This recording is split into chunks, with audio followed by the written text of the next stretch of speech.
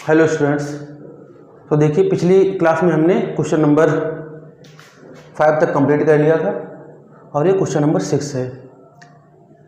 सिद्ध कीजिए कि समुच्चय 1 2 3 में रिलेशन 1, 2 एंड 2, 1 द्वारा प्रदत्त संबंध आर सममित है, किंतु ना तो सुतुल्य है ना ही संक्रामक।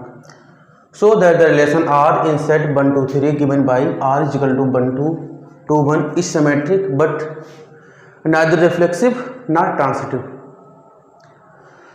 तो देखिए, रिलेशन की डिफिनेशन और एक्सप्लेनेशन सब कुछ आप समझ चुके हैं, ठीक है।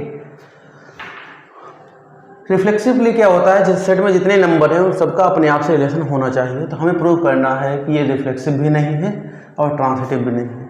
तो देखिए, सेट दिया है 1 2 3। तो देखिए, इसका आंसर देख लीजिए भाई। हमने मान लिया कोई सेट है ये, ठीक है। तो देख लीजिए भाई, माना ए इक्वल टू 1 2 3, ये हमारा सेट है। रिलेशन दिया गया है 1 2 2 1। तो आर है हमारा, इसी सेट में एक रिलेशन डिफाइंड है, वो है 1 2 और 2 1। तो आप देख रहे हैं क्या सेट में जितने नंबर हैं उन सबका अपने आप से रिलेशन है। तो आप देखिए, 1 जो है वो सेट में है, हमारा 1 सेट में है, लेकिन 1 और 1 जो है वो रिलेशन में नहीं है, ठीक है। 1 हमारा सेट में है, लेकिन 1 और 1 का देखिए रिलेशन नहीं दिया गया है। कोई एक में ऐसा नंबर मिल जाए जिसका रिलेशन आपस में नहीं है, अपने आप से नहीं है, तो वो सिमेट्रिक, वो रिफ्लेक्सिव नहीं होता है। इसलिए हमारा जो रिलेशन है आर इज नॉट रिफ्लेक्सिव, ठीक है, यानी हमारा सुतुल्य नहीं है। आगे देखिए भाई, अब देखिए इस रिलेशन में जितने भी नंबर हैं, तो अगर ए का बी से है तो बी का भी ए से है। देखिए, रिलेशन में 2 ही पेयर हैं और रिलेशन दिया गया है 1 का 2 से है और 2 का 1 से है। इसके अलावा रिलेशन में ऐसा कोई पेयर नहीं है जिसकी ए का बी से हो और बी का ए से ना हो। तो देखिए,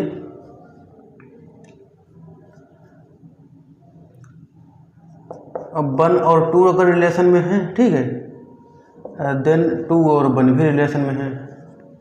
इसके अलावा और कोई पेयर है ही नहीं, ठीक है। तो आप कह सकते हैं कि ए का बी से का रिलेशन है तो बी का भी ए से रिलेशन है। इसलिए जो हमारा आर है वो सिमेट्रिक है। इसके अलावा और कोई रिलेशन है ही नहीं जो हम आगे देखें। ट्रांसिटिव के लिए देख लीजिए, देखिए 1 और 2 का रिलेशन है एंड 2 और 1 का रिलेशन है। देखिए, 1 का रिलेशन है 2 से, 2 का रिलेशन है 1 से। देखिए 1 2 जो, तो देखिए 1 का रिलेशन है 2 से और 2 का रिलेशन है किससे, 1 से। तो 1 का डायरेक्ट होना चाहिए 1 से ट्रांसिटिव के लिए। तो 1 का रिलेशन है 2 से, 2 का रिलेशन है 1 से, लेकिन 1 का डायरेक्ट जो है 1 से रिलेशन नहीं है। 1 2 तो रिलेशन में है, 1 का रिलेशन है 2 से और 2 का रिलेशन है 1 से, लेकिन 1 का 1 से रिलेशन इसमें नहीं दिया गया है। इसलिए हमारा जो आर है इज नॉट ट्रांसिटिव, ठीक है। तो हमारा रिलेशन जो है संक्रामक भी नहीं है, ठीक है। आप इसे नोट कर लीजिए। तो देखिए, ये हमारा 7वां क्वेश्चन है। सिद्ध कीजिए कि किसी कॉलेज के पुस्तकालय की समस्त पुस्तकों के समुच्चय ए में relation R equal to x y such that x and y में पेजों की संख्या समान है। यानी जो रिलेशन हमारा डिफाइंड है वो एक कॉलेज है, उसकी लाइब्रेरी में जितनी भी बुक्स रखी हैं उनका रिलेशन है, उनका आपस में रिलेशन कहा जाएगा। और कब कहा जाएगा कि जो भी 2 हम बुक्स रिलेशन में लेंगे उनमें अगर पेजों की संख्या समान है, यानी जितने पेज पहली बुक में हैं उतने पेज अगर दूसरी बुक में हैं, तो हम कहेंगे दोनों बुक्स का रिलेशन है। तो हमें प्रूव करना है कि ये रिलेशन हमारा इक्विवेलेंस रिलेशन है, यानी तुल्यता संबंध है। तो देखिए, तुल्यता संबंध यानी इक्विवेलेंस रिलेशन के लिए बता दें, जो रिलेशन हमारा रिफ्लेक्सिव, सिमेट्रिक और ट्रांसिटिव तीनों होता है उस रिलेशन को हम इक्विवेलेंस रिलेशन यानी तुल्यता संबंध बताते हैं। तो देखिए हमें यही प्रूव करना है कि रिलेशन हमारा रिफ्लेक्सिव भी है, सिमेट्रिक भी है, ट्रांसिटिव भी है। अगर ऐसा प्रूव हो जाए तो हम कह देंगे रिलेशन हमारा इक्विवेलेंस रिलेशन है। तो देखिए भाई आप ऐसी दो बुक्स का रिलेशन होगा जिनमें पेजों की संख्या समान है। देखिए रिफ्लेक्सिवली क्या है कि जितने भी नंबर हैं यानी जितने भी एलिमेंट हैं हमारे सेट में, सेट है हमारा ए, जो सेट है वो ए है, और ए में क्या है कि लाइब्रेरी में जितनी बुक्स हैं वो हमारी इस सेट में ए में है। जिस सब्जेक्ट में है, कोई भी सब्जेक्ट है उससे मतलब नहीं है, लाइब्रेरी में जितनी बुक्स हैं उनका सेट है हमारा। अब आप कोई भी बुक्स उठा लीजिए, आप उस बुक्स में जो भी पेज होंगे वो उस बुक्स के तो बराबर होंगे ही। आप कोई बुक्स ले लीजिए, उसमें जितने पेज हैं वो अपने आप के बराबर तो हैं ही, तो इसलिए हर बुक का अपने आप से रिलेशन होगा। तो आप देख लीजिए भाई,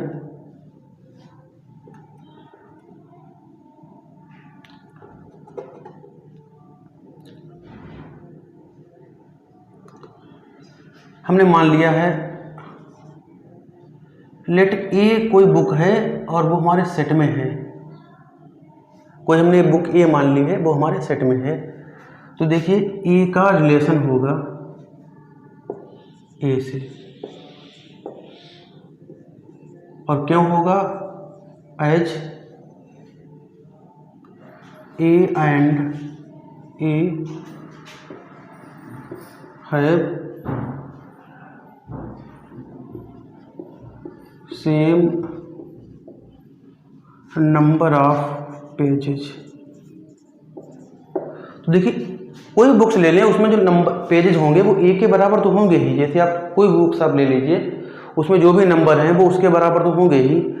और जब दो बुक्स में अगर पेजेज जो है बराबर हैं, यानी नंबर ऑफ पेजेज बराबर हैं, तो उनका रिलेशन होगा। तो इसलिए हर बुक का अपने आप से रिलेशन होगा, ठीक है। और ये है for all A belong to A, और ये जो है ये देखिए ये साइन हम यूज करते हैं, इसका मतलब है फॉर ऑल, प्रत्येक के लिए।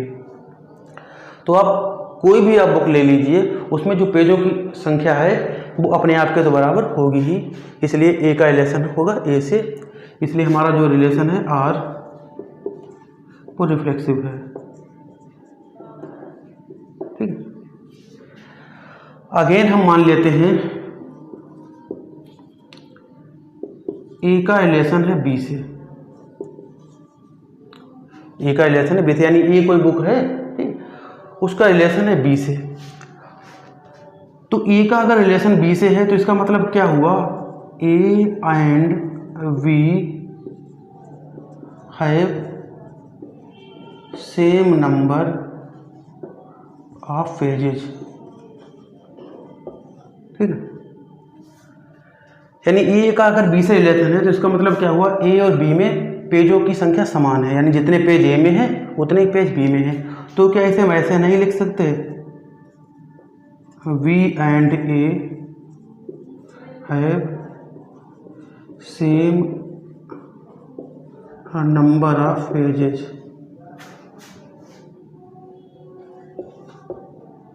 तो देखिए भाई, दो बुक्स अगर आप ले लीजिए तो ए का रिलेशन है बी से, यानी जितने पेज ए में हैं उतने ही पेज बी में हैं। तो कैसे हम ऐसे नहीं कह सकते कि जितने पेज बी में हैं उतने ही पेज ए में हैं। तो भाई जितने पेज बी में हैं उतने ही पेज ए में हैं, तो इसका मतलब क्या हुआ? B and A are in relation, यानी बी का ए से रिलेशन हो जाएगा। अगेन हमने मान लिया A and B are in relation and B and C are in relation. तो देखिए भाई, हमने तीन बुक ले ली ए बी सी। जितने पेज ए में हैं उतने ही पेज बी में हैं, और जितने पेज बी में हैं उतने ही पेज सी में हैं। देखिए आप यहाँ समझ लीजिए ज़रा, हमने तीन बुक ले ली ए बी और सी। तो देखिए ए का बी से रिलेशन है, इसका मतलब जितने पेज ए में है उतने पेज बी में हैं। हम मान ले रहे हैं ए में 50 पेज हैं, तो भाई बी में भी 50 पेज हैं, और जितने पेज बी में हैं उतने ही सी में हैं, यानी बी में अगर 50 पेज हैं तो सी में भी 50 पेज हैं। तो क्या ऐसा नहीं हुआ कि जितने पेज ए में हैं उतने ही पेज सी में हैं? ठीक है, तो आप जो है देख लीजिए,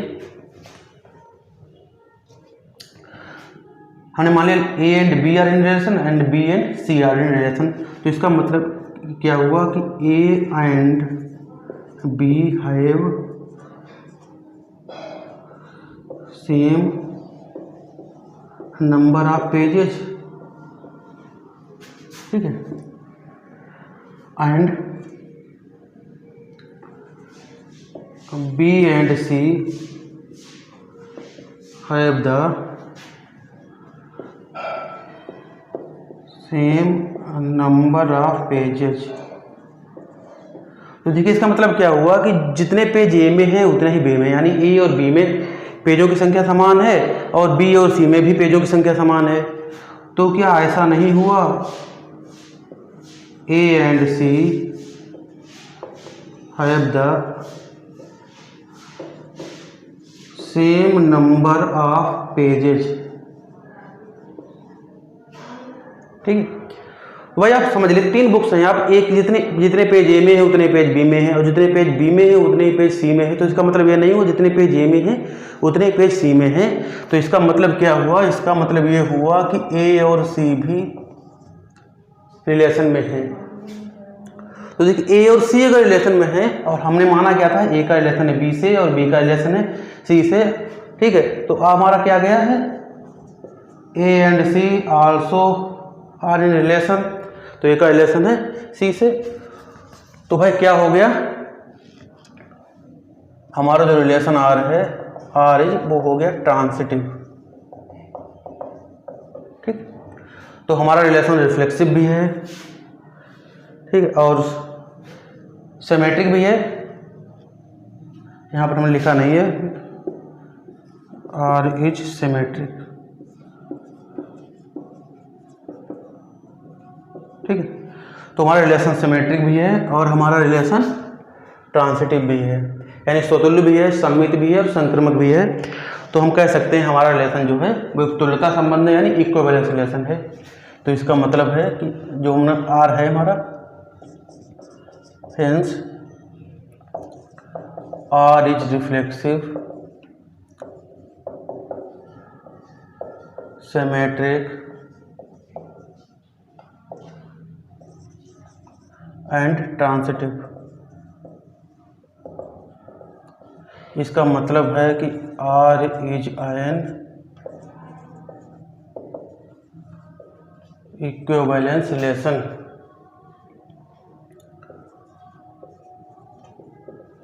ठीक है। इसलिए हमारा जो रिलेशन है आर वो इक्विवेलेंस रिलेशन है या कहें तुल्यता संबंध है, ठीक है। आप इसे अच्छी तरह से समझ लीजिए भाई, ठीक है। तो देखिए ये हमारा क्वेश्चन नंबर 8 है। क्वेश्चन नंबर 8 देखिए काफ़ी बड़ा क्वेश्चन लग रहा है।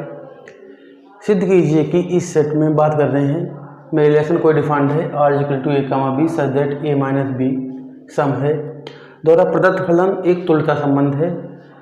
और आगे दिया है कि प्रमाणित कीजिए कि 1, 3, 5 और 2, 4 के सभी अवयव एक दूसरे संबंधित हैं, किंतु 1, 3, 5 का कोई भी अवयव 2, 4 के किसी अवयव से संबंधित नहीं है।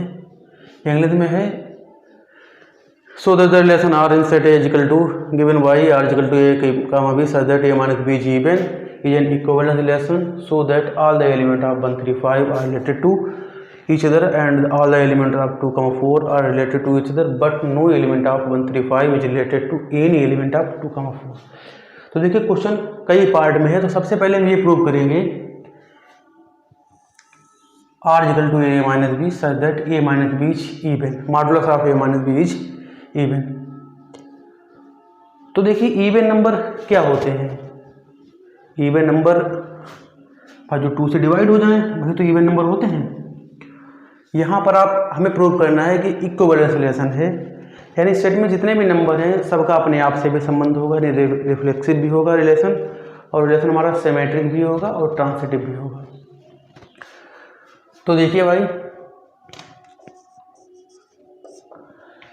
रिफ्लेक्सिव के लिए हमें प्रूव करना पड़ेगा कि इस सेट के जितने भी एलिमेंट हैं उनका अपने आप से रिलेशन होगा। कंडीशन क्या है कि पेयर का रिलेशन कब होगा, जब ए माइनस बी सम हो तब ए और बी का रिलेशन होगा। तो देखिए जरा भाई, कोई भी आप नंबर ले लीजिए ए, तो A minus A equal to क्या होता है 0। ए माइनस ए इक्वल टू क्या होता है 0, which is even, which is even. भाई 0 इवन होता है, 0 को हम लिख सकते हैं 0 इक्वल टू 2 इंटू 0, ठीक है।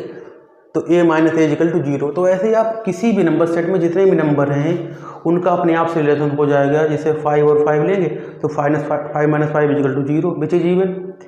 तो आप कोई भी आप नंबर ले लीजिए, उसको आप उसी में से लिस्ट करेंगे तो ऑलवेज 0 आएगा और 0 इज इवन। तो इसलिए हमारा ए का ए से रिलेशन हो जाएगा। इसलिए जो ए और ए है वो हमारा रिलेशन में होगा और ये बात हर एलिमेंट के लिए सही है। जितने भी एलिमेंट ए में है for every A belong to A, इसके लिए सही है। इसलिए हमारा जो रिलेशन है आर इज रिफ्लेक्सिव है।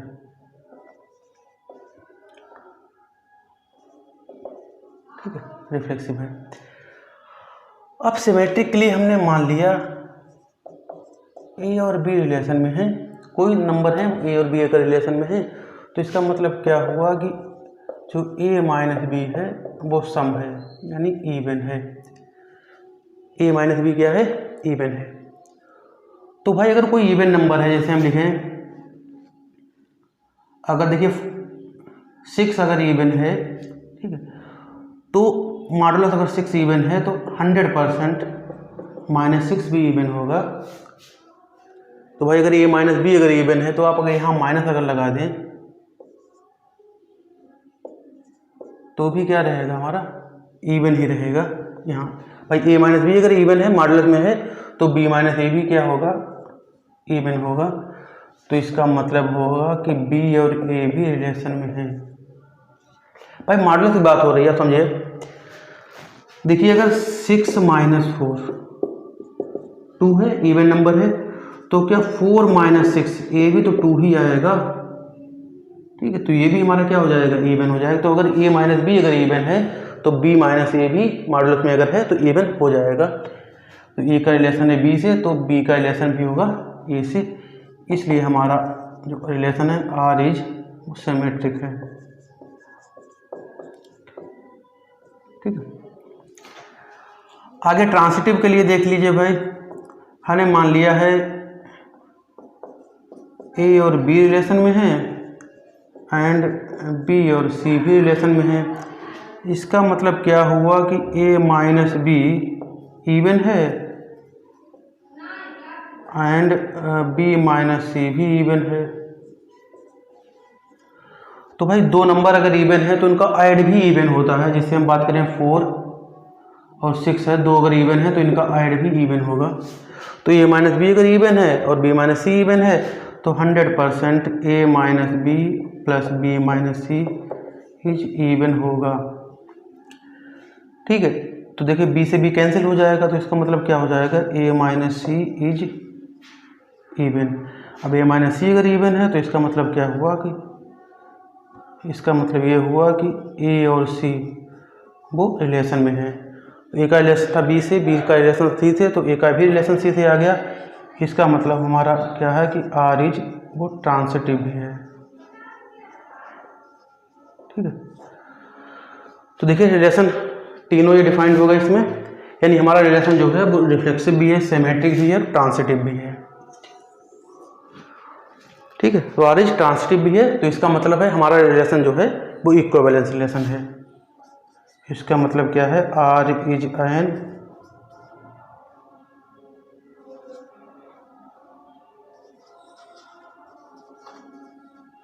Equivalence relation. तो हमारा देखिए ए पार्ट तो प्रूव हो गया कि हमारा रिलेशन जो है वो तुल्यता संबंध है, यानी इक्विवेलेंस रिलेशन है। अब हमें प्रूव ये करना है कि इस सेट का एलिमेंट, हर एलिमेंट और इस सेट का हर एलिमेंट वो अपने आप से रिलेटिव है, लेकिन इस सेट का कोई भी एलिमेंट वो है इस सेट से रिलेटिव नहीं है। तो देखिए इसके लिए हम थोड़ा सा आपको कॉन्सेप्ट बता रहे हैं। कोई भी आप इवन नंबर ले लीजिए, उसमें से आप कोई भी इवन नंबर घटाइए, तो दो इवन नंबर का जो दो इवन नंबर का जो डिफरेंस होता है मॉडुलस में, वो ऑलवेज इवन नंबर होता है। यानी इवन नंबर से हम इवन नंबर घटाएंगे तो हमें इवन ही मिलेगा। और एक और कंडीशन होती है कि अगर हम ऑड नंबर से ऑड नंबर घटाएंगे तब भी हमें इवन नंबर ही मिलेगा। तो आप देख लीजिए, आप इसे अपने आप कर सकते हैं। इसमें क्या है, इसमें सारे ऑड नंबर हैं और इसमें सारे इवन नंबर हैं। तो देखिए इस सेट में टोटल 8 नंबर हैं और इस सेट में इवन नंबर हैं। तो 8 नंबर के लिए कोई भी 8 नंबर ले लीजिए, उसमें अगर आप 8 नंबर घटाइए तो ऑलवेज एक इवन नंबर आएगा। और जो इवन नंबर हैं, ठीक है, उसमें से अगर आप इवन नंबर घटाएंगे तब भी हमारा एक इवन नंबर ही आएगा। तो आप यहाँ लिख सकते हैं कि द सेट 1 3 5, ठीक है, हैव ऑल ऑड नंबर्स, ठीक है। तो इसमें देखिए 8 नंबर हैं, तो देखिए क्या हो जाएगा, a minus B is even हो जाएगा for all A B odd, ठीक है। तो ए बी जो भी ऑड है तो उनके लिए a माइनस बी क्या हो जाएगा, इवन हो जाएगा। तो इसलिए कि कोई भी आप एलिमेंट ले लीजिए इसका, वो अपने आप से रिलेशन रखेगा। सेम इसी प्रकार सिमिलरली आप ये भी लिख सकते हैं भाई, set 2 4 have all even number. तो इवन नंबर हैं तो इसलिए कोई भी आप इवन नंबर आप लेस कीजिए आपस में, इवन ही होगा, इवन आएगा क्योंकि डिफरेंस ऑफ 2 इवन नंबर थी 40 इवन, ठीक है। आप देख सकते हैं यहाँ पर थोड़ी जगह कम है। तो ये हमारा इस सेट का हर नंबर अपने आप से रिलेटिव होगा, इस सेट का भी हर नंबर अपने आप से रिलेटिव होगा। लेकिन अगर बात कीजिए आप इन सेट की, ये हमारा 8 नंबर का सेट है और ये हमारा इवन नंबर का सेट है। किसी भी 8 नंबर को में से इवन नंबर घटाएंगे या किसी इवन नंबर से 8 नंबर घटाएंगे तो हमारा नंबर इवन नहीं आएगा, ठीक है। अगर हम इन दोनों की बात करें, आप देखिए, आप लिख सकते हैं यहाँ पर थोड़ी जगह कम है यहाँ पर, तो आप देखिए लिख लीजिए, इस सेट में टोटल 8 नंबर हैं और इस सेट में टोटल इवन नंबर हैं। तो 8 नंबर में से हम कोई भी अगर इवन नंबर घटाएंगे, ठीक है, तो हमारा कोई भी इवन नंबर नहीं आएगा। यानी 8 में से जब हम इवन घटाएंगे तो हमारा इवन नंबर नहीं आएगा।